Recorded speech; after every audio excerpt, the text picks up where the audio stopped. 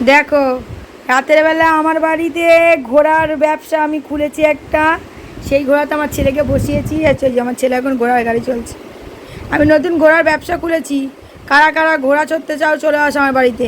আর জেঠিমা হচ্ছে ঘোড়া জেঠিমাকে রেখেছি ঘোড়া চালানোর জন্য।